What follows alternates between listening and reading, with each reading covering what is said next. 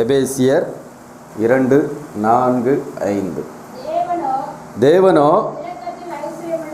இரக்கத்தில் ஐஸ்வர்யமுள்ளவராய் நம்மில் அன்பு கூர்ந்த தம்முடைய மிகுந்த அன்பினாலே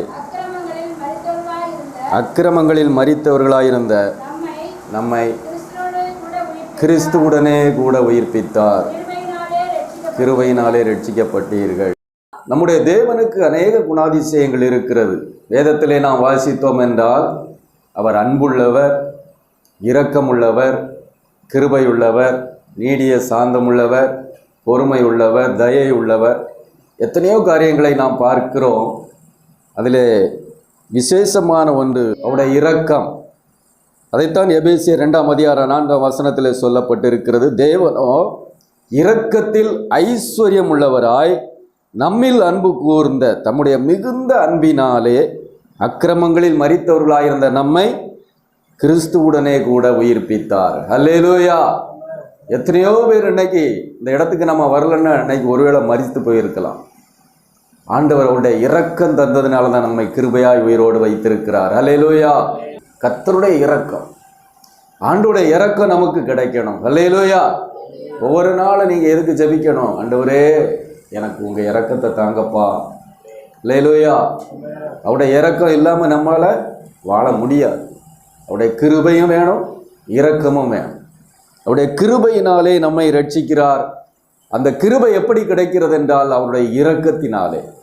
எவன் மேல் இரக்கமாயிருக்க சித்தமாயிருப்பேனோ அவன் மேல் இரக்கமாயிருப்பேன், எவன் மேல் உருக்கமாயிருக்க சித்தமாயிருப்பேனோ அவன் மேல். அப்போ யார் மேலே இரக்கம் வைக்க விரும்புகிறாருன்னு நமக்கு யாரும் நம்ம கண்டுபிடிக்க முடியாது.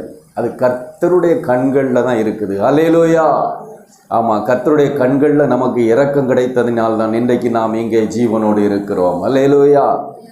வேதம் சொல்லுகிறது, இரக்கத்தில் ஐஸ்வர்யம் உள்ளவராய் நம்மில் அவர் அன்பு கூர்ந்தார். லூக்கா 1:77 நாம் வாசிக்கிறோம், நமது தேவனுடைய உருக்கமான இரக்கத்தினாலே அவருடைய ஜனத்துக்கு பாவ மன்னிப்பாகிய ரட்சிப்பை தெரியப்படுத்த. பாவ மன்னிப்பாகிய ரட்சிப்பு உடனே வரல. எப்படி வந்துதான்? தேவனுடைய உருக்கமான இரக்கத்தினாலே. அப்போ பாவ மன்னிப்பாகிய ரட்சிப்பு ஒரு மனுஷனுக்கு வர வேண்டும் என்றால் அவனுக்கு என்ன வேணுமா? தேவனுடைய இரக்கம் கிடைக்க வேண்டும். அல்லேலூயா. தேவனுடைய உருக்கமான இரக்கம் உங்களுக்கு கிடைச்சாதான் நீங்கள் பாவ மன்னிப்பாகிய ரட்சிப்பை அடைய முடியும். இரக்கத்தை நாம் ஆங்கிலத்திலே வாசித்தோம் என்றால் அது எப்படி சொல்லப்பட்டிருக்கிறதுனா, 2 வார்த்தைகள் சொல்லப்பட்டிருக்கிற. ஒன்று கைண்ட்னஸ், ரெண்டாவது பிட்டி, PITY, பிட்டி. கைண்ட்னஸ், பிட்டி. நிறைய நேரங்களில் பாருங்கள், சிலர் மேலே நமக்கு இரக்கம் வரும். மனுஷனுக்கு கர்த்தர் நம்மை அவருடைய சாயலாக தான் படைச்சிருக்கிறார் இல்லையா? சில நேரம் நமக்கு என்ன, அவருக்கு என்ன குணாதிசயங்கள் உண்டோ அது நமக்குள்ளும் இருக்கும். கர்த்தர் எரிச்சல் உள்ளவர்னா நமக்கும் எரிச்சல் இருக்கும். அவர் கோவப்படுறாருன்னா நமக்கும் கோவப்படுவோம். அவருடைய குணாதிசயங்கள், ஏன்னா நாம் தேவனுடைய சாயலில் படைக்கப்பட்டிருக்கிறோம். அவரை போல நாம் மாறணும். அப்போது சிலர் இடங்களில் பார்த்தீங்கன்னா சிலர் மேலே நமக்கு இரக்கம் வரும். எப்போ இரக்கம் வரும்? ஒரு ஆள் ரொம்ப கஷ்டப்பட்டு நடந்துக்கிட்டு இருக்கார். வயசானவர் ரோட்டில் வெயிலில் ரோட்டை கடக்கிறதுக்கு ட்ரை பண்ணுறார், முடியல, கஷ்டப்பட்டுக்கிட்டு இருக்கிறார். அப்போ நீங்கள் எப்படி ஹெல்ப் பண்ணுவீங்க? ஒரு இரக்கத்தினால. அல்லேலூயா. அதை பிட்டி அப்படிங்கிறது பாவம் அவருக்கு கொஞ்சம் ஹெல்ப் பண்ணுவோம், கொண்டு போய் விடுவோம். ரெண்டாவது இரக்கம் எப்படி கிடைக்கும்? நம்முடைய பிள்ளைகளுக்கு நம்முடைய இரக்கம் கிடைக்கும். எப்படி? பிள்ளைகள் மேலே இருக்கிற அன்புனால, கைண்ட்னஸ். ஆகவே இந்த கைண்ட்னஸ், பிட்டி, 2 விதமாய் தேவன் நம்மேல் இரக்கம் வைக்கிறார். நம்ம ஒவ்வொருவர் மேலும் ஒவ்வொரு விதத்திலே தேவன் இரக்கம் வைத்ததுனால தான் அவருடைய கிருபையினாலே நாம் ரட்சிக்கப்பட்டு இருக்கிறோம். அல்லேலூயா. அல்லேலூயா. ஆமாம், நாம்லாம் சொல்லுவோம், என்ன பாவம் பார்த்து தான் அவர் ரட்சித்தார். அல்லேலூயா. என்னுடைய நல்ல குணத்தை வைத்தோ, என்னுடைய நீதியை வைத்தோ, என்னுடைய அறிவை வைத்தோ அவர் என்னை ரட்சிக்கவில்லை. சரி, பாவம் பொழைச்சிட்டு போகிறான் போ, அப்படித்தானா? சில வேலைக்கு போவாங்க. ஒருத்தன் அந்த பில்டிங் கட்டும்போது கான்ட்ராக்டர்லாம் வேலை எடுப்பார், வேலை செய்வாங்க. வேலை செய்யும்போது கேட்பான், ஐயா கொஞ்சம் ரூபா, கொஞ்சம் ஒரு 100 ரூபா கூட்ட கொடுங்க. இந்த சம்பளத்தை கொஞ்சம் கூட்டி கொடுங்க அப்படிங்கும்போது சிலர் என்ன பண்ணுவான், வேலையை விட்டே தூக்கிடுவேன், ஓடி. சிலர் என்ன செய்வாங்க, அவனுக்கு இரக்கம் கிடைத்து நான் எப்படி தெரியும், சரி போ பிழைச்சு போ. அல்லேலூயா. நமக்கு கிடைத்த ரட்சிப்பும் அதே போலத்தான். அல்லேலூயா. உழைச்சி போனே ஆண்டவர் ரட்சிப்பை கொடுத்துரு. அந்த ரட்சிப்பு விலையேற பெற்றது. அல்லேலூயா. அந்த ரட்சிப்பு மட்டும் சாதாரணமானது கிடையாதுங்க. இந்த உலகத்தில் தேவனுடைய ரட்சிப்பு ஒரு மனுஷனுக்கு கிடைக்கிறது விலையேற பெற்ற ஒன்று.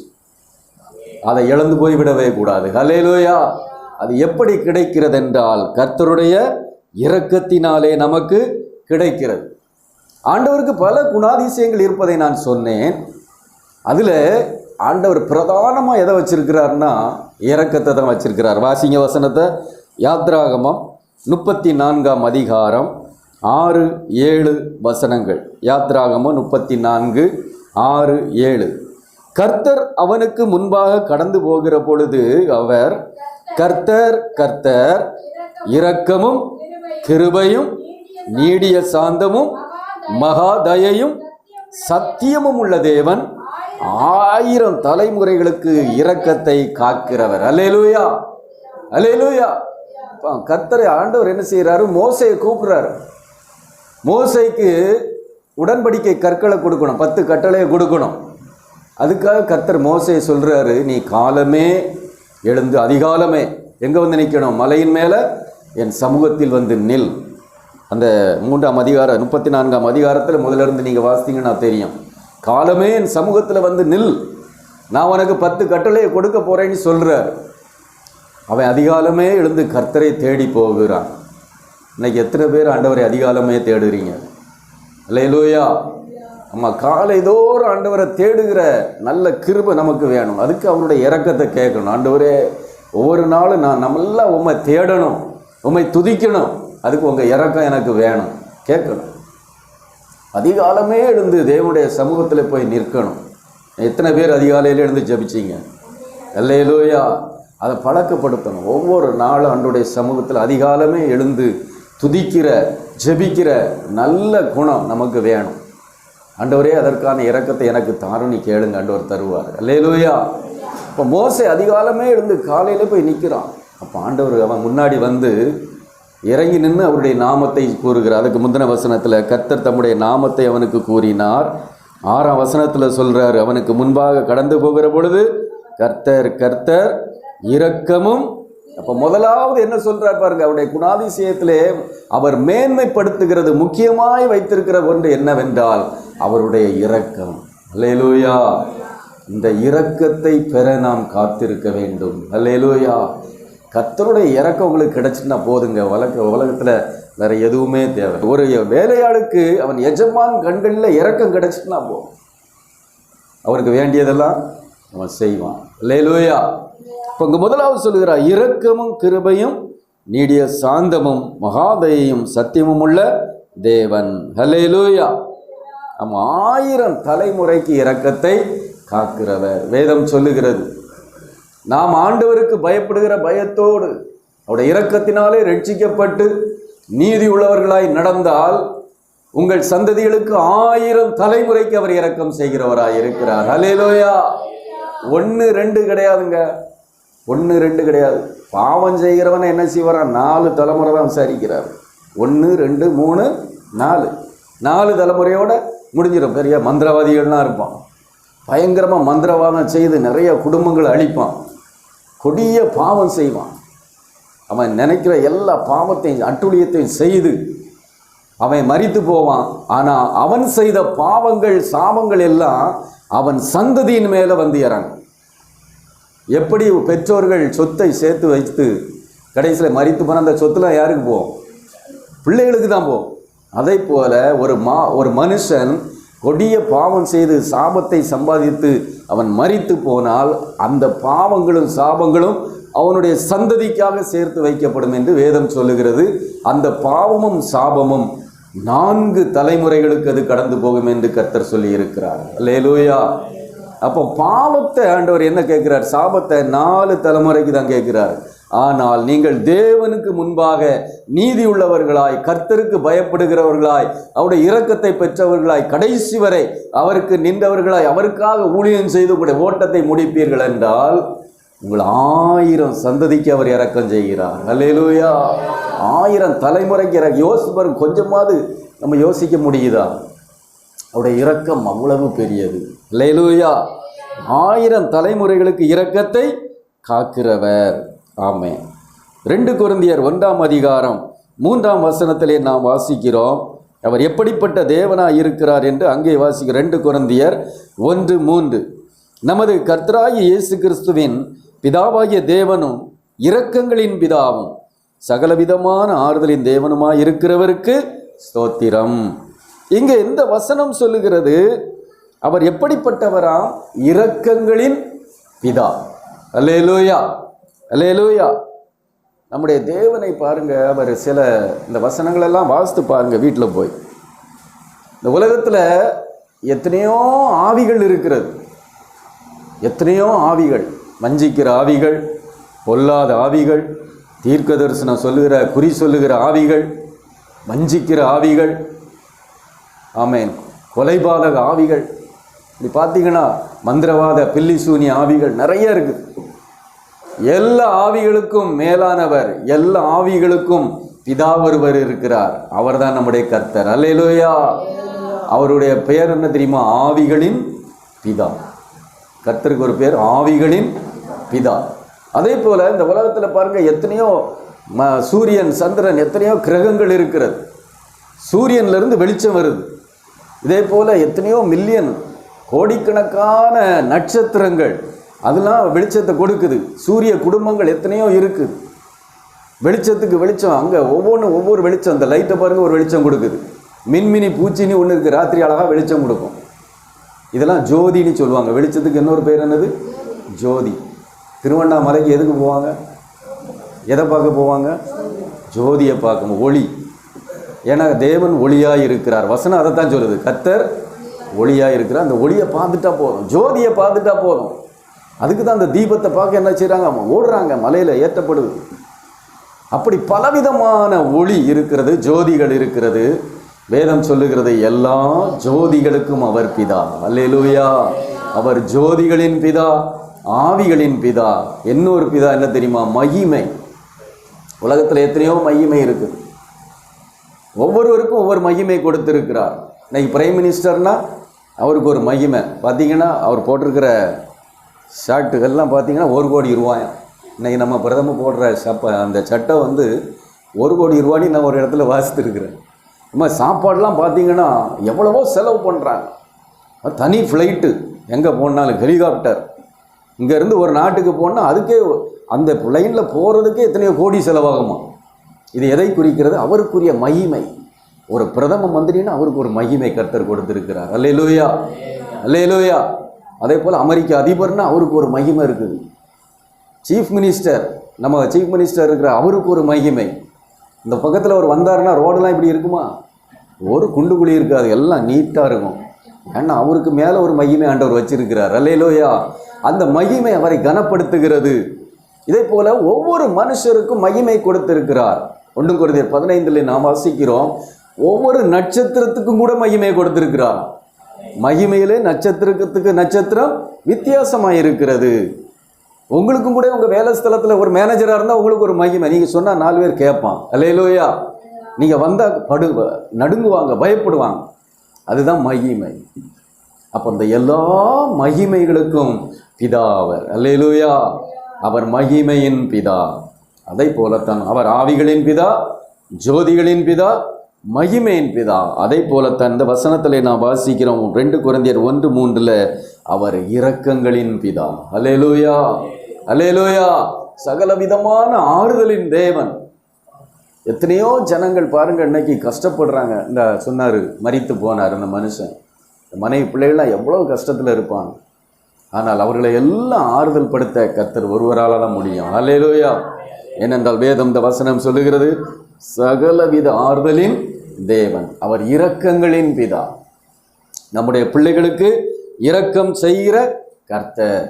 ஆண்டவரே உங்கள் இரக்கம் என் பிள்ளைக்கு வேணும். ஒவ்வொரு நாளும் அதை நம்ம ஜெபிக்கணும். உங்கள் இரக்கம் எனக்கு வேணும், என் பிள்ளைகளுக்கு வேணும், என் சந்ததிக்கு வேணும். நம்ம ஜெபிக்கிறது தாங்க நமக்கு சொத்து, இன்வெஸ்ட்மெண்ட். இன்றைக்கி எல்லாம் பணத்தை எங்கெல்லாமோ பேங்கில் போடுறாங்க, வட்டிக்கு விடுறாங்க. அதெல்லாம் எதுக்கு? பில்டிங்கை கட்டுறாங்க, எதுக்கு? அதெல்லாம் இன்வெஸ்ட்மெண்ட். நீங்கள் அதை சேமித்து அதை இன்வெஸ்ட் பண்ணால் அதிலிருந்து நாளைக்கு ஒரு வருமானம் நமக்கு கிடைக்கும் அப்படிங்கிற ஒரு நம்பிக்கையில் தான் அதை செய்கிறோம். அதை விட பெரிய இன்வெஸ்ட்மெண்ட் நமக்கு என்ன தெரியுமா? ப்ரேயர். அல்லேலூயா. நம்முடைய பிள்ளைகளுக்காக நம்ம ஜெபிக்கிற ஜெபம் நமக்கு பெரிய இன்வெஸ்ட்மெண்ட். உங்களுக்காக நீங்கள் ஜெபிக்கிற ஜெபம் உங்களுக்கு பெரிய இன்வெஸ்ட்மெண்ட். அது ஒரு நாள் மிகுந்த பலனை கொண்டு வரும். அல்லேலூயா. அந்த பிள்ளைகளுக்கு ஆண்டவரே என் பிள்ளைகளுக்கு இரக்கம் கொடுங்கப்பா. எல்லா மனுஷர் கண்களில் இரக்கம் கிடைக்கும், உங்கள் கண்களில் தயவு கிடைக்கும். அது சொல்லி நாம் ஜெபிக்கணும். அல்லேலூயா. சங்கீதம் 103 அதிகாரம் 3-4 வசனங்களிலே வாசிக்கிறோம். சங்கீதம் 103, 3, 4. அவர் உன் அக்கிரமங்களை எல்லாம் மன்னித்து உன் நோய்களை எல்லாம் குணமாக்கி உன் பிராணனை அழிவுக்கு விலக்கி மீட்டு கிருபையினாலும் இரக்கங்களினாலும் முடிசூட்டுகிறார். அல்லேலூயா. அல்லேலூயா. நம்ம அக்கிரமத்தை மன்னிக்கிறார், நோய்களை நீக்குகிறார், பிராணனை காப்பாற்றுகிறார். என்ன செய்கிறாரா? கிருபையினாலும் இரக்கங்களினாலும் முடிசூட்டுகிறார். அல்லேலூயா. ஆமாம், நமக்கு ஒரு முடிசூட்டப்பட வேண்டும். அவருடைய இரக்கம் நம்ம மேலே இருக்குன்னா நமக்கு அது ஒரு முடிசூடுதல். அல்லேலூயா. ஆமாம், இரக்கத்தினாலே நாம் முடிசூட்டப்பட வேண்டும். அப்படின்னா நமக்கு என்ன இருக்காது? அக்கிரமம் இருக்காது, நோய் இருக்காது. பிராணனை கர்த்தர் காப்பாற்றுகிற தேவனாய் இருக்கிறார். இது எல்லாம் நாம் எப்படி பெற்றுக்கொள்வது? இந்த இரக்கத்தை எப்படி பெற்றுக்கொள்வது? அதற்காகத்தான் எபிரெயர் 4 அதிகாரம் 16 வசனம் சொல்லுகிறது. நாம் எபிரெயர் 4:16, ஆதலால் நாம் இரக்கத்தை பெறவும் ஏற்ற சமயத்தில் சகாயம் செய்யும் கிருபையை அடையவும் தைரியமாய் கிருபாசன தண்டையிலே சேரக்கடவோம். அல்லேலூயா. எங்கே போய் சேரணுமா? கிருபாசன தண்டை சேரணும். ஏன் கிருபாசன தண்டைன்னு சொல்லி இருக்கிறார்? கிருபாசனம் அது ஒரு ஆசனம். ஆசனம்னா என்னது? ஒரு சீட். தேவனுடைய சீட் எப்படிப்பட்டது? பரலோகத்தில் சிங்காசனம். கர்த்தர் எங்கே இருக்கிறார்? பரலோகத்தில் சிங்காசனத்தில் வீற்றிருக்கிறார். கிருபாசனம்னு ஒன்று இருக்குது. அப்போ கிருபாசனம்னா என்ன? நிறைய நேரங்களில் பாருங்கள், நாம் தேவனுக்காக வாழ்கிற பொழுது, தேவனுக்காக ஓடுகிற பொழுது, ரட்சிக்கப்பட்ட பிறகு சில நேரங்களில் சில அறியாமல் பாவங்களில் விட வாய்ப்பு உண்டு. சில அறியாமல் தப்புகளை செஞ்சுருவோம். ஆனால் என்ன செய்யக்கூடாது?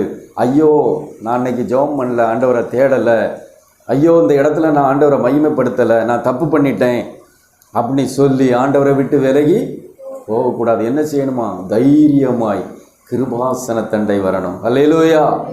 ஒருவன் பாவத்தோடு சிங்காசன தண்டை போனான்னா அவனுக்கு நியாய தீர்ப்பு. ஆனால் பாவம் இருந்து பயத்தோட கிருபாசன தண்டை சென்றான் என்றால் அவனுக்கு ரட்சிப்பு. அல்லேலூயா. ஆகவே தான் இந்த வசனம் சொல்லுகிற, நாம் இரக்கத்தை பெற வேண்டும் என்றால் தைரியமாய் கிருபாசன தண்டை சேர வேண்டும். சில நேரம் நம்ம மனசாட்சி நம்ம குத்தும். நீ இதை பண்ணிட்டியே, நீ இதை செஞ்சிட்டியே, இது ஆண்டவருக்கு பிடிக்காதே, நீ இப்படி பண்ணது தப்பு அப்படின்னு மனசாட்சி சொல்லும். பிசாசு என்ன செய்வான்? என்ன அவ்வளோதான், நீ உனக்கும் ஆண்டவருக்கும் சம்பந்தம் கிடையாது, நீ அவ்வளோதான், முடிஞ்சு போன. ஆனால் என்ன செய்யணுமா? இரக்கத்தை பெறும்படிக்கு தைரியமாய் கிருபாசன தண்டை போக வேண்டும். அல்லேலூயா. ஏன்னா அவருடைய இரக்கம் நமக்கு கிடைக்கணும், அதுதான் முக்கியம். இந்த இரக்கம் கிடைச்சுன்னா எல்லாமே கர்த்தர் நமக்கு தருகிறவராய் இருக்கிறார். அதற்கு நாம் எப்படி ஜெபிக்க வேண்டும்? சங்கீதம் 123 2ஆம் வசனம் சொல்லுகிறது. சங்கீதம் 123 2ஆம் வசனம் ரொம்ப அருமையான வசனம். எல்லாரும் எடுத்து பாருங்க, எப்படி ஆண்டவருடைய இரக்கத்தை நாம் பெற்றுக்கொள்ள வேண்டும். சில நேரம் பாருங்க, நம்ம வீட்டில் பல தேவைகள் இருக்கும். இப்போம்லாம் என்ன, ஃபீஸ் கட்டணும், பிள்ளைகளை காலேஜில் சேர்க்கணும், ஸ்கூலில் சேர்க்கணும். எந்த காலேஜ்? ஆமாம், ஒவ்வொரு காலேஜும் பார்த்தா லட்சக்கணக்கில் கேட்குறான். பணம் தேவைகள், வருமானம் அதுக்கேற்றால இருக்காது. என்ன செய்கிறது? யார்கிட்ட போய் கேட்குறது? நிறைய நேரம் நமக்கு குழப்பம் இருக்கும். வேலை, ஆண்டவரே இந்த வருஷமாவது வேலையில் ஒரு சம்பள உயர்வு ஒரு 500 ரூபா 1000 ரூபா கூட்டி கொடுத்தா என்ன செய்வான்? வாடகை வருஷம் 500 ரூபா ஏற்றுறாங்களோ அதுக்காவது கொடுக்கலாம, நம்ம யார்கிட்ட போய் கேட்குறது? ஒரு பலவீனம், ஆண்டவரே இந்த மெடிக்கல் இவ்வளவு பிரச்சனை இருக்குது, மாத்திரை வாங்கணும். பல தேவைகள், பல பிரச்சனைகள், போராட்டங்கள் இருக்கிறது. இதுக்கெல்லாம் எப்படி யார்கிட்ட போய் கேட்கறது? அதுக்கு இந்த அருமையான வசனத்தை பாருங்க. வாசிங்க. இதோ வேலைக்காரரின் கண்கள் தங்கள் எஜமான்களின் கையை நோக்கி இருக்குமா போலவும், வேலைக்காரியின் கண்கள் தன் எஜமாட்டின் கையை நோக்கி இருக்குமா போலவும், எங்கள் தேவனாகிய கர்த்தர் எங்களுக்கு இரக்கம் செய்யும் வரைக்கும் எங்கள் கண்கள் அவரையே நோக்கி இருக்கிறது. அல்லேலூயா, அல்லேலூயா. எத்தனை பேருக்கு இந்த அனுபவம் இருக்குது? அல்லேலூயா. வேலைக்காரரின் கண்கள் எதை நோக்கி இருக்குமா? எஜமானுடைய கை. சம்பளம் கொடுப்பாங்க 1ஆம் தேதி. இப்போலாம் அக்கௌண்ட்டில் போட்டிருந்தாங்க. அந்த காலத்தில் சம்பளம் கொடுக்கும்போது என்ன செய்வாங்களாம், இப்போவும் சில கம்பெனிகள் நடக்கு, க்யூவில் நிற்பாங்க 7ஆம் தேதி.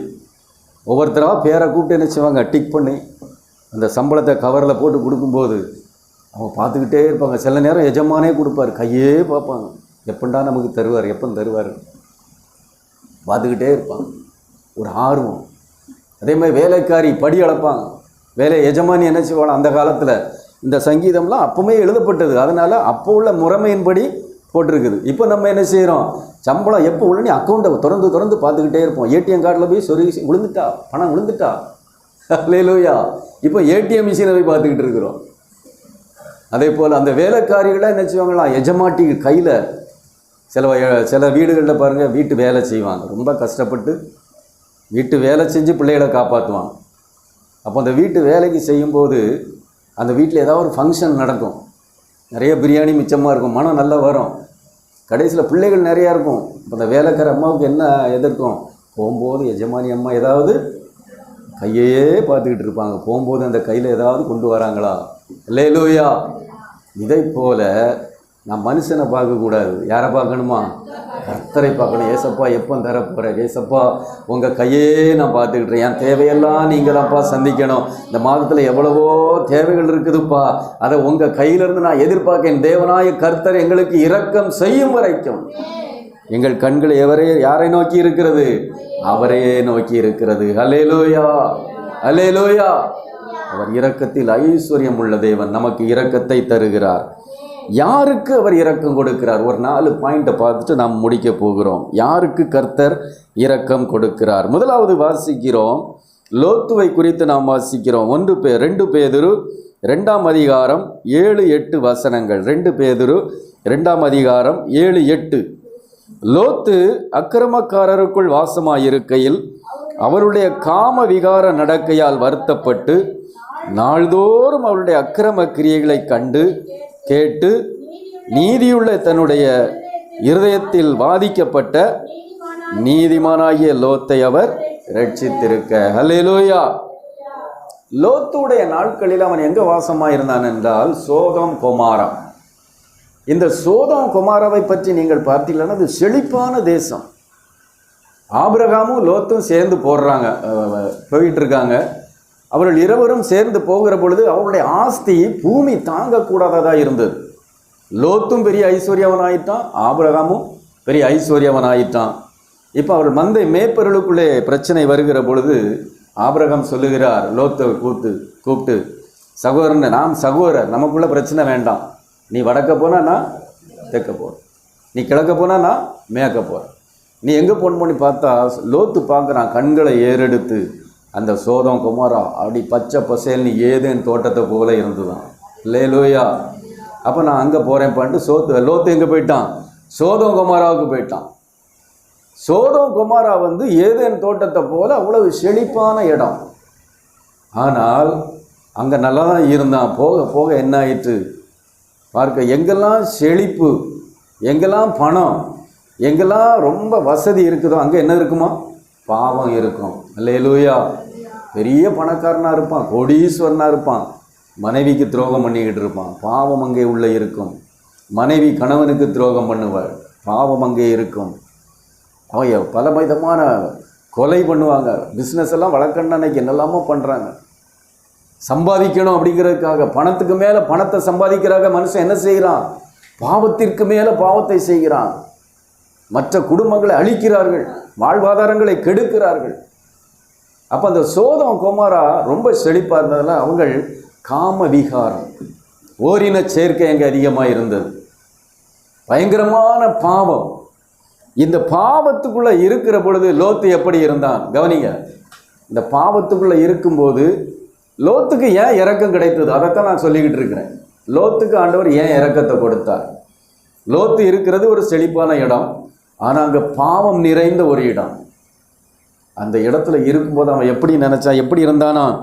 அவருடைய காம விகார நடக்கையால் வருத்தப்பட்டு நாள்தோறும் அவருடைய அக்கிரம கிரியைகளை கண்டு கேட்டு நீதியுள்ள தன்னுடைய இருதயத்தில் வாதிக்கப்பட்டான். அல்லேலூயா, அல்லேலூயா.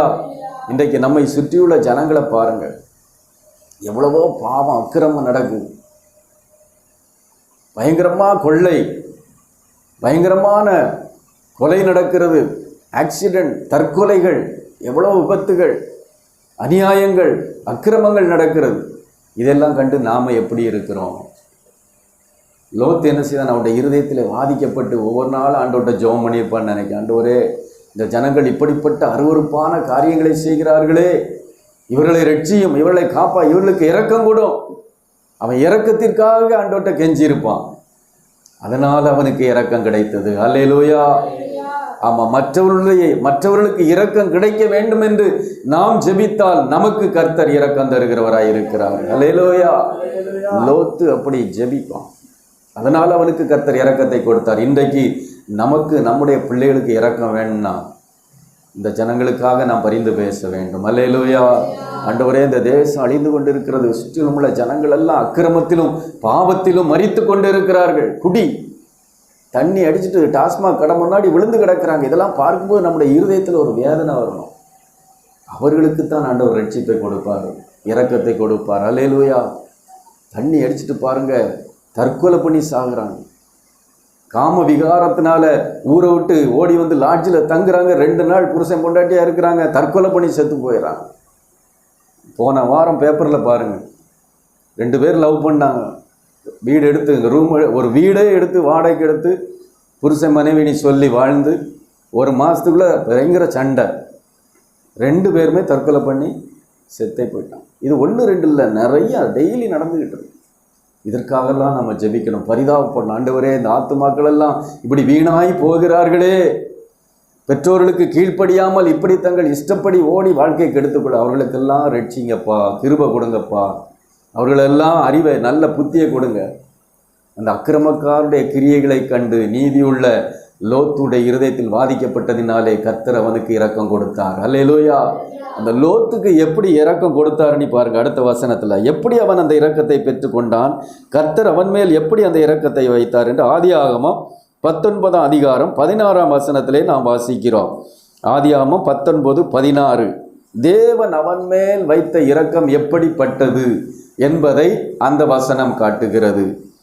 ஆதியாகமம் 19:16. அவன் தாமதித்து கொண்டிருக்கும் போது கர்த்தர் அவன் மேல் வைத்த இரக்கத்தினாலே அந்த புருஷர் அவன் கையையும் அவன் மனைவியின் கையையும் அவன் 2 குமாரத்திகளின் கையையும் பிடித்து அவனை பட்டணத்துக்கு வெளியே கொண்டு போய் விட்டார்கள். அல்லேலூயா, அல்லேலூயா.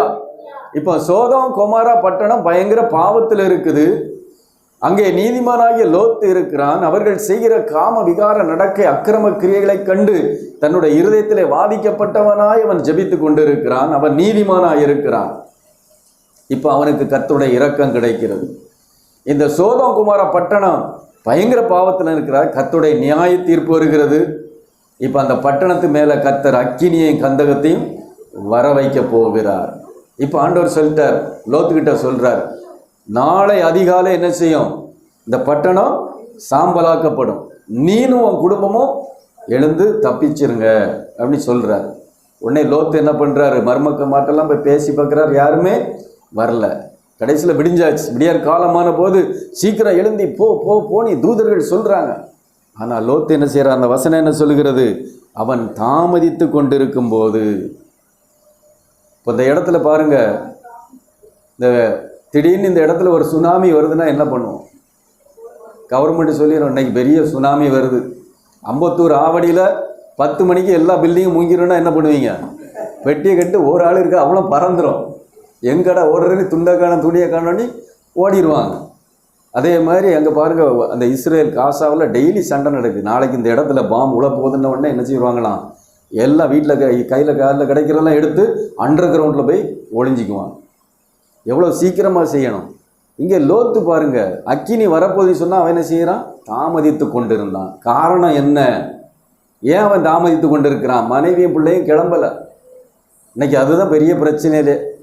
சர்ச்சுக்கு கிளம்புன்னு காலைல 7 மணிலேருந்தே புருஷன் சொல்லிக்கிட்டு இருப்பார். வண்டி ஸ்டார்ட் ஆகி நான் என் அனுபவத்திலே சொல்கிறேன், நானே அப்படித்தான். எங்கேயாவது கடைக்கு போகணுன்னு கிளம்பிடுவோம். நானும் சரி போகலாமான்னு மனைவி, சரி நான் ரெடி ஆகிட்டேன் கிளம்புங்கம்பா. சரி ரெடி ஆகிருப்பா போலக்கு நான் எடுத்து ஹெல்மெட்டெல்லாம் போட்டு பைக் எடுத்து வெளியே போய் வண்டியை ஸ்டார்ட் பண்ண ஆள் வரவே வராது. திரும்ப ஹார்ன் அடிச்சுக்கிட்டே இருக்கணும். என்னம்மா வரலையே? எப்பவுமே நான் வெளியே போயாச்சு, வரல, இருங்களாம் கொஞ்சம் நேரம்.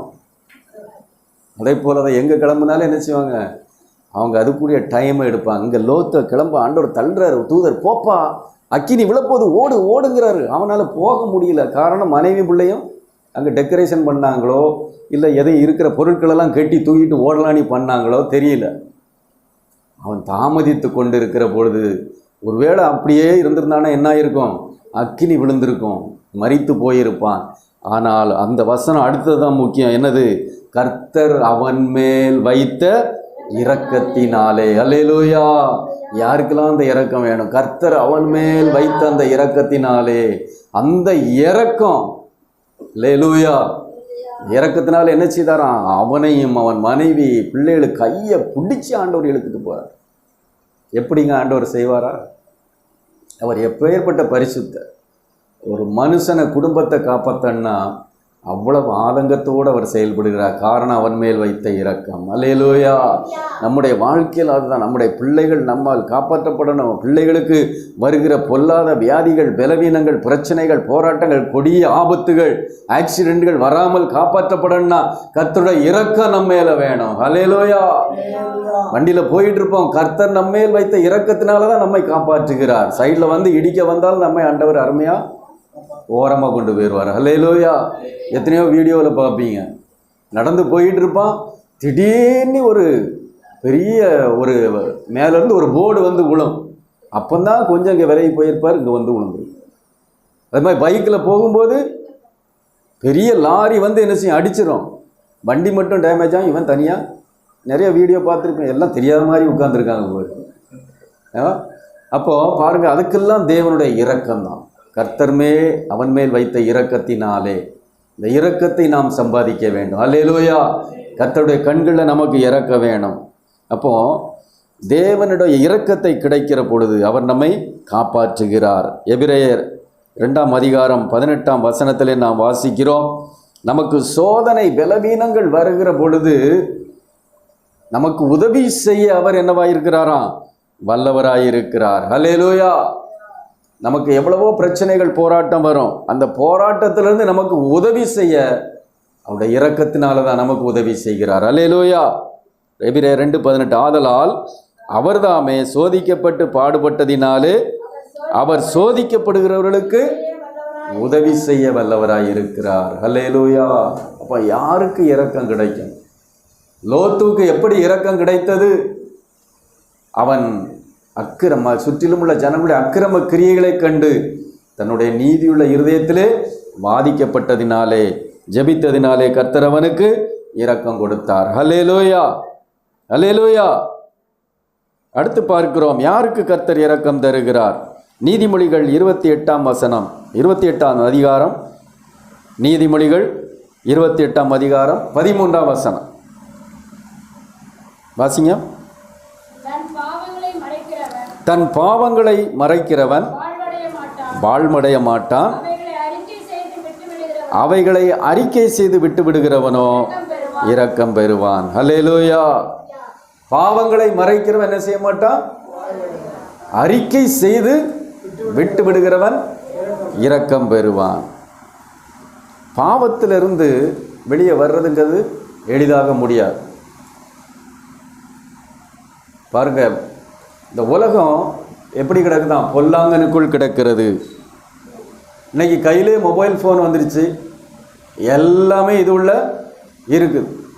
மொபைல் இல்லாமல் ஒரு நிமிஷம் கூட இருக்க முடியாதுங்கிற அளவுக்கு மனுஷன் மாறிட்டான். 24 மணி நேரமும் காதில் மாட்டி எங்கே போனாலும் அதை பார்க்குற அளவுக்கு மனுஷனை அதை அடிமைப்படுத்தி விட்டது. அந்த பாவம் எதன் வழியாய் வருகிறது? எல்லாம் கவனிங்க. இந்த பாவம் எதன் வழியாய் வருகிறது? நம்மை சுற்றிலும் இருக்கிற காரியங்கள். நம்ம தெருவில் போயிட்டு இருப்போம், அங்கே ஒரு போஸ்டரை பார்ப்போம், பாவம். நம்ம போயிட்டுருப்போம், திடீர்னு யார்கிட்டயா தேவையில்லாமல் பேசுவோம், சண்டையாயிரும். சண்டையும் பாவத்தினால வந்து. மொபைல் ஃபோன், டிவி, என்ன இல்லாமல் இருக்குது. இந்த பாவத்துக்கு அடிமைப்பட்டவர்கள் எப்படி வெளியே வருவது? அதைத்தான் இந்த வசனம் சொல்லுகிற, தன் பாவத்தை மறைக்கிறவன். ஆமாம், ஆதாம் எதனால் கெட்டான்? தன் பாவத்தை மறைத்தான். அதான் யோபு சொல்கிறார், ஆதாமை போல நான் என் பாவத்தை என் மடியிலே மறைத்தேனோ அப்படிங்கிறார். நம்முடைய வாழ்க்கையில் பாவம் செய்தோம் என்றால் அதை ஆண்டவர்கிட்ட அறிக்கை பண்ணி என்ன செய்யணுமா? விட்டு விட வேண்டும். அப்போ யாருக்கு இரக்கம் கிடைக்கும்? அறிக்கை பண்ணி விட்டு விடுகிறவனோ இரக்கம் பெறுவான். ஹல்லேலூயா. அமெரிக்காவில் ஒரு சர்வே எடுத்தாங்களாம். அமெரிக்காவில் ஒரு சர்வே, நிறைய பேரை கூப்பிட்டு எடுத்திருக்காங்க. நீங்கள் எதுக்கு பயப்படுறீங்க? பயம் எதுன்னு, மனுஷன் எதுக்கு பயப்படுறான் அப்படின்னு ஒரு ஆராய்ச்சி பண்ணாங்க. எதனால் பயம் வருகிறது, எதற்கு மக்கள் அதிகம் பயப்படுகிறார்கள் என்பதை குறித்து ஆராய்ச்சி பண்ணுகிற பொழுது ஒவ்வொருத்தரும் ஒவ்வொன்று சொன்னாங்களாம். ஒருத்தர் சொன்னாராம், ஐயா உலகம் அழிஞ்சிருமோன்னு எனக்கு பயமாக இருக்குது. இன்னொருத்தர் சொன்னார், நான் இன்னைக்கு உயிர் போனோம் நாளைக்கு செத்து போகணும்னு எனக்கு. சிலர் சொன்னாங்களாம், ஐயா அந்த உலகத்திலே ரொம்ப பயமான ஒன்று கேன்சர் வியாதி, அந்த வியாதி வந்துட்டுனா அவ்வளோந்தான், எனக்கு கேன்சரை கண்ட பயம். இன்னொருத்தர் சொன்னாராம், பொல்லாத பிசாசை கண்டா எனக்கு இருட்டில் போவதுக்கே எனக்கு பயமாக இருக்குது, நாளைக்கு ஒவ்வொரு நாளும் எப்படி நான் கடத்த போகிறதே எனக்கு பயமாக இருக்குது. ஒவ்வொருத்தரும் ஒவ்வொன்று சொன்னாங்களாம், எதெல்லாமோ கண்டு பயந்து. ஆனால் எத்தனையோ 1000 பேரை சர்வே பண்ணி பார்க்குற பொழுது ஒரே ஒருத்தர் தான் சொன்னாராம். என்ன சொன்னாராம் தெரியுமா? ஐயா நான் பாவத்தை கண்டு பயப்படுகிறேன். அல்லேலூயா, அல்லேலூயா. உண்மையிலே நம்ம பயந்து எதை கண்டு பயப்படணும்? பாவத்தை கண்டு தான் பயப்படணும். பாவத்தை கண்டு பயப்படுகிறேன்னு ஆயிரக்கணக்கான பேர்கிட்ட கேட்கணும், ஒருத்தர் தான் சொன்னார்.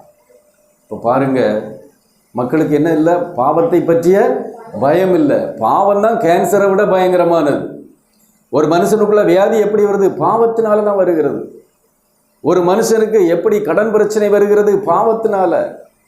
ஒரு மனுஷனுடைய வாழ்க்கை ஏன் நல்லா இல்லாமல் நாசமாகி போகிறது? பாவத்தினால. உள்ள இருக்கிற பாவம் கொடிதானது. அல்லேலூயா. நம்ம கண்களின் இச்சையினால, மாம்சத்தின் இச்சையினால நாம் நடப்போம் என்றால் பாவம் நமக்குள்ளே வாசமாய் இருக்கிறது. இந்த பாவத்தை அறிக்கை செய்து விட்டுவிட வேண்டும். அப்போ யாருக்கு இரக்கம் கிடைக்கும்? பாவத்தை அறிக்கை பண்ணி விட்டுறணும். ஆண்டவரே இந்த பாவத்தில் நான் அடிமையாக இருக்கிறேன், என்னையிலிருந்து நான் அதை விட்டுறேன். அதை விட்டு விடுகிறவனோ இரக்கம் பெறுவான். ஹல்லேலூயா. மூன்றாவது ஒன்றை பார்க்கிறோம். யாருக்கு ஆண்டவர் இரக்கம் கொடுக்கிறார்? மத்தேயு 5ஆம் அதிகாரம் 7ஆம் வசனம். மத்தேயு 5:7. இரக்கம் உள்ளவர்கள் பாக்கியவான்கள், அவர்கள் இரக்கம் பெறுவார்கள். ஹல்லேலூயா. இப்போ யாருக்கு இரக்கம் கிடைக்கும்? இரக்கம் உள்ளவர்கள் அவர்களுக்கு. ஆமாம், இது மலை பிரசங்கத்தில் ஆண்டவர் சொல்கிறார். யாரெல்லாம் இரக்கம் உள்ளவர்களாக இருக்கிறார்களோ அவர்களுக்கு கர்த்தர் என்ன செய்கிறார்? இரக்கம் கொடுக்கிறார். நீ எந்த அளவினால் அளக்கிறாயோ அந்த அளவினால் உனக்கு. ஆமாம், நீ எதை செய்கிறாயோ அதுதான் உனக்கும். நாம் எப்படி இருக்கிறோமோ அப்படித்தான் நம்ம கர்த்தர் நடத்துவார். நீ பிறரை மன்னிப்பது போல கர்த்தர் உன்னை. ஆண்டோடைய வார்த்தையை பாருங்க, ரொம்ப கவனமாக கவனித்து நடக்கும். நீ மற்றவர்களுக்கு என்ன செய்ய வேண்டும் என்று விரும்புகிறாயோ அதை நீ அவர்களுக்கு செய். உனக்கு இரக்கம் வேணுமா? கர்த்தர்ட்ட இரக்கம் வேணுமா? மற்றவர்களுக்கு இரக்கம் செய். அல்லேலூயா. ஆமாம், ரொம்ப ஆதரவற்றவர்களுக்கு நாம் இரக்கம் செய்கிற பொழுது, நாம் ஆதரவு இல்லாமல் இருக்கும்போது கர்த்தர் நமக்கு இரக்கம் செய்வார். அல்லேலூயா. ஆகவே இரக்கம் உள்ளவர்கள் பாக்கியவான்கள், அவர்கள் இரக்கம் பெறுவார்கள். ஒரு ஊரில் ஒரு பெரிய பயில்வான் இருந்தார். பயங்கரமான பாடி பில்டர். யாருமே அவர்கிட்ட சண்டைக்கு போனால் நிற்க முடியாது. நல்ல பலசாலி. எல்லாருக்குமே அவரை கண்ட பயம். அவர்கிட்ட ஏதாவது ஒரு பிரச்சனை நீ போனால் உடனே என்னது, அவர் கைதான் பேசும், அடிச்சிருவார். எல்லா ஜனங்களும் அந்த மனுஷனை கண்டு பயப்படும். ஐயோ அவன் கொடிய துஷ்ட மிருகம், அதுக்கிட்ட போய் பேச முடியுமான்னு என்ன செய்வாங்க? விலகி போயிடுவாங்க. அவனுக்கு ஒரு பெரிய சந்தோஷம், கெத்து. என்ன, இந்த ஊரில் என்ன கண்டா எல்லாரும் பயப்படுறான், நான் தான் பெரிய ஆள், இப்படியே சொல்லிக்கிட்டு இருந்தான். கொஞ்ச நாளாச்சு அந்த ஊருக்கு ஒரு போதகர் வந்தார். அங்கே ஒரு சபை ஆரம்பித்தார், ஊழியத்தை செய்தார், சுவிசேஷ ஊழியத்தை செய்து ஒரு சபை ஆரம்பித்தார். நாட்கள் ஆயிற்று. அவர் நல்லா ஊழியம் செய்து அநேக ஆத்துமாக்கள், கடன் பிரச்சனையில் கஷ்டப்பட்டவங்க, தற்கொலைக்கு ஓடினவங்க, வியாதிப்பட்டவங்க, பிசாசு பிடிச்சவங்கெல்லாம் வந்து அவர்கிட்ட ஜெபம் பண்ணாங்க. ஜெபம் பண்ணி ஆண்டவர் பயங்கரமாக அற்புதங்களை செய்தார். அவர்களுக்கெல்லாம் விடுதலை கொடுத்த உடனே அவங்க எல்லாரும் போதகரை என்ன செஞ்சாங்க, மிகுந்த பயபக்தியாக பார்த்தாங்க. அவர் போகும்போது நல்ல மரியாதை, அவரை ரொம்ப பயபக்தியோடு அவர் நல்ல ஒரு கனத்துக்குரியவராய் பார்த்தார். இதை அந்த பயில்வான் பார்த்தான். என்னடா இவ்வளவு நாளும் இந்த ஜனங்கள் எனக்கெல்லாம் வணக்கம் போட்டாங்க, என்ன கண்டா பயந்து, எனக்கு நான் என்ன கேட்டாலும் பயந்து இது பண்ணுவாங்க, நடுங்குவாங்க. இன்னைக்கு வந்த போதகரை கண்டும் இப்படி செய்கிறாங்களே, இந்த போதகருக்கு என்ன கொண்டு பயம் வரணுமே, என்ன கண்டு அவருக்கு பயமே இல்லையே அப்படின்னு அவன் யோசித்தானான். அப்போ ஒரு நாள் அந்த போதகர்கிட்ட போனான். அவர்கிட்ட போய், இந்த ஊர்லேயே நான் தான் பெரிய ஆள், நீ என்ன புதுசாக அங்கே வந்திருக்கிற, எல்லோரும் ஒன்றை கண்டு பயப்படுறாங்க, நீ என்ன செஞ்சுக்கிட்டு இருக்க அப்படின்னோடனே, ஐயா நான் ஒன்றுமே கிடையாது, நான் சாதாரணமான ஆள், எங்கள் ஏசப்பா தான் என்னை கொண்டு பயன்படுத்துகிறார், அவர் தான் பெரியவர் அப்படின்னு சொன்னார். என்னவே சொன்னானா, நீனும் என்னை கண்டு பயப்படணும், எனக்கு வணக்கம் போடும். அதுக்கு போதவர் சொன்னாராம், கர்த்தர் ஒருவர் தான் வணக்கத்துக்குரியவர், நான் அவருடைய பிள்ளை, அல்லேலூயா, நான் யாருக்கும் பயப்பட மாட்டேன்னு சொன்னாராம். உடனே அவனுக்கு கோவம் வந்துச்சு. அவர்கிட்ட தேவையில்லாமல் வம்பு பண்ணானான், பேசினானான், பயங்கரமாக திட்டுனானான். அவர் கண்டுக்கவே இல்லை, அமைதியாக போயிட்டார். அவன் பார்த்துக்கிட்டே இருந்தான், என்ன அந்த ஆள் நமக்கு பயப்படவே மாட்டேங்கிறான் அப்படின்னு. என்ன ஒரு நாள் என்ன பண்ணானா, அவர்கிட்ட போய் வம்பு இழுத்துருக்கான். அடிக்கடி வம்பு இழுத்தான். அந்த இடத்துல போய் ஏதாவது பிரச்சனை பண்ணுறது, ஆலயத்துக்குள்ளே போய் ஏதாவது ஒன்று உடைச்சி போட்டுறது. ஆனால் அந்த போதகர் ஒன்றுமே சொல்லலை, அவனுக்கு பயப்படல. ஆண்டவர் அவர் என்ன பண்ணாராம், ஆண்டவர்கிட்ட ஜெபம் பண்ணார். ஆண்டவரே இந்த மனுஷனுக்கு இரக்கம் கொடுங்கப்பா, இந்த மனுஷனை கிருபையாக ரட்சிங்கப்பா, இவன் அறியாமல் செய்கிறான், அவனுக்கு உங்கள் இரக்கம் கிடைக்கணும் ஆண்டவரே, அவனை கிருபையாக ரட்சிங்கப்பான்னு ஜெபம் பண்ண ஆரம்பித்தாரான். இப்படி இருக்கிற பொழுது ஒரு நாள் என்ன பண்ணான், இவன் என்ன நமக்கு பயப்பட, அவனுக்கு என்ன ஆயிடுச்சு, அவருக்கு மான பிரச்சனை ஆயிடுச்சு. எவ்வளவுக்கு எவ்வளவா இவரை அதிகமாக அவன் வேதனைப்படுத்தினானோ அவ்வளோக்கு அவ்வளவா கர்த்தர் போதகர் மூலமாக அற்புதங்களை செய்து ஜனங்கள் நிறைய அவர் பக்கத்தில் வந்துட்டாங்க. எல்லாரும் போதகரை நல்லா கனம் பண்ணாங்க, அல்லேலூயா. இது அவனுக்கு ரொம்ப கோபமான உடனே என்ன பண்ணானா, போய் ஒரு நாள் சண்டையை இழுத்து போதகரை அடிச்சிட்டான். நீ என்னை விட பெரிய ஆளா, நான் தான் பெரிய ஆள், எல்லாரையும் எனக்கு விரோதமாக இப்போ யாரும் என்ன மதிக்க மாட்டேங்கிறான்னு அடிச்சிட்டான். இந்த போதகர் ஒன்றுமே சொல்லலை, போய் அழுதார். ஜெபம் பண்ணான். ஜெபம் பண்ண உடனே என்னாச்சுது, அந்த பயில்வான் போன இடத்துல எங்கேயோ விழுந்து அவன் உடம்பு சரியில்லாமல் படுத்த படுக்கை ஆகிட்டான். அல்லேலூயா. படுத்த படுக்கையான உடனே கேள்விப்பட்ட உடனே போதகர் ஓடி போனார். ஆண்டவரே உங்கள் இரக்கம் கிடைக்கட்டும்ப்பா, அந்த மனுஷனுக்கு உங்கள் இரக்கம் கிடைக்கட்டும் போய் ஜெபம் பண்ணார். அவனுக்கு ஆறுதலான வார்த்தைகளை சொன்னார், ஆண்டவரை பற்றி சொன்னார். அவனுக்கு நடக்க முடியாமல் இருக்கும், அவனுக்கு ஹெல்ப் பண்ணார். அவருடைய ஜெபத்தை கேட்டு அந்த மனுஷனுக்கு ஆண்டவர் படிப்படியாய் சுகத்தை கொடுத்து பழையபடி அவனை எழுந்து நடக்க வைத்தார். அல்லேலூயா. அப்போ தான் அந்த பயில்வான் சொன்னானா, இந்த ஆண்டவரை பற்றி நான் அறியாமல் போயிட்டேன், தெரியாமல் பண்ணிட்டேன், நீ மன்னிப்பு கேட்டானா. அல்லேலூயா. அப்போ பாருங்க, ஆண்டவருடைய இரக்கம், இந்த இரக்கத்துக்கு அவர் ஜெபம் பண்ணல, அந்த இரக்கம் அந்த மனிதனை காப்பாற்றிட்டு. அல்லேலூயா. இதை போலத்தான் ஆண்டவர்கிட்ட நமக்கு விரோதமாக யார் செஞ்சாலும் என்ன செஞ்சாலும் நம்ம என்ன செய்யணுமா, ஆண்டவரே அவர்கள் மேல் இரக்கமாயிரும், அவர்களுக்கு இரக்கம் செய்யும். அதைத்தான் ஆண்டவராகிய இயேசு கிறிஸ்து செய்தார். அவர் என்ன செய்தார், சிலுவையில் இருக்கும் பொழுது, ஆமாம், சிலுவையில் கொண்டு அடிச்சிட்டாங்க. அவர் கோபத்தில் என்ன செஞ்சிருக்கலாம், ஆடா பாவிகளா உங்களுக்கு ஐயோ அப்படின்னு சொல்லிட்டாருன்னா, பரிசேரையும் சதுசேரையும் பார்த்து சொன்னார், உங்களுக்கு சிலுவையில் இருக்கிற பொழுதும் உங்களுக்கு ஐயோன்னு சொல்லிட்டா என்ன ஆயிரும், ரட்சிப்பே கிடைக்காம போயிடும். ஆனாலும் அவர் என்ன செய்தாராம், பிதாவே இவர்கள் அறியாமல் செய்கிறார்கள், இவர்களை மன்னியும், ஆண்டவரே நீர் இரக்கமாயிருந்து அவர் ஜெபம் பண்ணி இருப்பார். அதனாலே அல்லேலூயா. யூதர்கள் ரட்சிக்கப்பட, இன்றைக்கு அநேக ஜனங்கள் ரட்சிக்கப்பட காரணம் கர்த்தர் நம்மேல் வைத்த இரக்கத்தினாலே. அல்லேலூயா. அவருடைய இரக்கம் பெரியது. அல்லேலூயா. ஆமென். கடைசியாய் நாம் பார்க்கிறோம் யாருக்கு அவர் ஒரு இரக்கம். 4வது லூக்கா 1ஆம் அதிகாரம் 50ஆம் வசனம். லூக்கா 1:50. அவருடைய இரக்கம் அவருக்கு பயந்திருக்கிறவர்களுக்கு தலைமுறை தலைமுறைக்கும் உள்ளது. அல்லேலூயா. அவருடைய இரக்கம் யாருக்கு இருக்குது, அவருக்கு பயந்தவர்களுக்கு. யார் யார் கர்த்தருக்கு பயப்படுகிறார்களோ அவர்களுக்கு தேவன் இரக்கத்தை கொடுக்கிறார். அந்த இரக்கம் தலைமுறை தலைமுறைக்கும் இருக்கிறது. யாத்திராகமம் 20ஆம் அதிகாரம் 6ஆம் வசனத்திலே வாசிக்கிறோம், என்னிடத்தில் அன்பு கூர்ந்து என் கற்பனைகளை கை கொள்ளுகிறவர்களுக்கோ 1000 தலைமுறை மட்டும் இரக்கம் செய்கிறவராயிருக்கிறேன். அல்லேலூயா. யாருக்கெல்லாம் உங்கள் பிள்ளைகளுக்கு இரக்கம் வேணும், யாருக்கெல்லாம் உங்கள் தலைமுறைகளுக்கெல்லாம் இரக்கம் வேணும், ஆமென். எல்லாரும் ஆண்டவர்கிட்ட கேளுங்க, ஆண்டவரே உங்கள் இரக்கம் எனக்கு வேணும், ஆமென். உமக்கு பயப்படுகிற பயம் எனக்கு வேணும் ஆண்டவரே. அல்லேலூயா. கர்த்தருக்கு பயப்படுகிற பயம், அந்த பயந்தவர்களுக்கு ஆண்டவர் என்ன செய்கிறாரா? தலைமுறை தலைமுறைக்கும் இரக்கம் செய்கிறவராயிருக்கிறார்.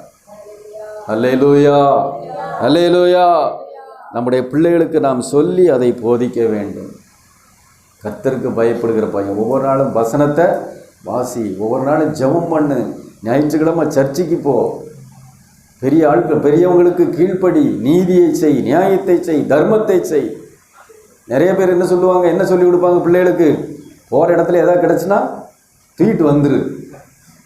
நிறைய பேர் அப்படி சொல்லி கொடுப்பாங்க. ஏதாவது கிடச்சுன்னா கையில் கிடைக்காத சுருட்டிட்டு வந்துரு. அறியாத ஜனங்கள், அவர்களுக்கு கர்த்தருக்கு பயப்படுகிற பயம் இல்லை. அல்லேலூயா. நாம் என்ன செய்தாலும் கர்த்தர் அதை பார்க்கிறார் என்கிற ஒரு உணர்வுள்ள மனுஷனுக்கு தான் கர்த்தருக்கு பயப்படுகிற பயம் இருக்கும். அல்லேலூயா. இன்னைக்கு அந்த பயம் உங்களுக்கு இருக்குதா? செக் பண்ணி பாருங்க. அவருக்கு பயந்தவர்களுக்கு அவருடைய இரக்கம் தலைமுறை தலைமுறைக்கும் இருக்கிறது. ஆபிரகாமை கர்த்தர் நீதி உள்ளவனாய் பார்த்தார். எதனால்? ஆதியாகமம் 18:19 வாசிக்கிறோம். ஆதியாகமம் 18:19 கர்த்தர் ஆபிரகாமுக்கு சொன்னதை நிறைவேற்றும்படியாய் அவன் தன் பிள்ளைகளுக்கும் தனக்கு பின்வரும் தன் வீட்டாருக்கும் நீங்கள் நீதியை நியாயத்தையும் செய்து கர்த்தருடைய வழியை காத்து நடவுங்கள் என்று கட்டளையிடுவான் என்பதை அறிந்திருக்கிறேன். இன்றைக்கு இப்படிப்பட்ட சாட்சியை உங்களை குறித்து கர்த்தர் சொல்ல முடியுமா? ஆபிரகாமை குறித்து அழகா சாட்சி சொல்லிட்டார். என்ன சொல்லிட்டாரு? ஆபிரகாம் நிச்சயமா அவன் பிள்ளைகளுக்கும் தலைமுறைக்கும் என்ன சொல்லுவான்? கர்த்தருடைய கட்டளையை நீதியையும் நியாயத்தையும் செய்து கர்த்தருடைய வழியை காத்து நடவுங்கள் என்று கட்டளையிடுவான் என்று அறிந்திருக்கிறேன். அதனால தான் ஆபிரகாமுக்கு கிடைத்த இரக்கம் ரொம்ப பெரியது. அவன் சந்ததியெல்லாம் இன்னைக்கு பாருங்க எப்படி இருக்குது. ஆபிரகாமின் சந்ததி, நாமும் கூட அந்த சந்ததியில் வரும்படியாக கர்த்தர் பாக்கியம் பண்ணி இருக்கிறார், பாக்கியம் தந்திருக்கிறார். அல்லேலூயா. அந்த ஒரு காரியம் தாங்க, நம்முடைய பிள்ளைகளை நீதியிலும் நியாயத்திலும் நடத்தணும், கர்த்தருடைய வழியிலே காத்து நடக்க நம்ம போதிக்கணும், நாமும் அதை நடந்து காட்டணும். அல்லேலூயா. அதைத்தான் கர்த்தர் பார்க்கிறார். அப்படிப்பட்டவர்களுக்கு கர்த்தர் இரக்கத்தை கொடுக்கிறார். அல்லேலூயா, அல்லேலூயா. எல்லாரும் ஜெபிக்க போகிறோம்.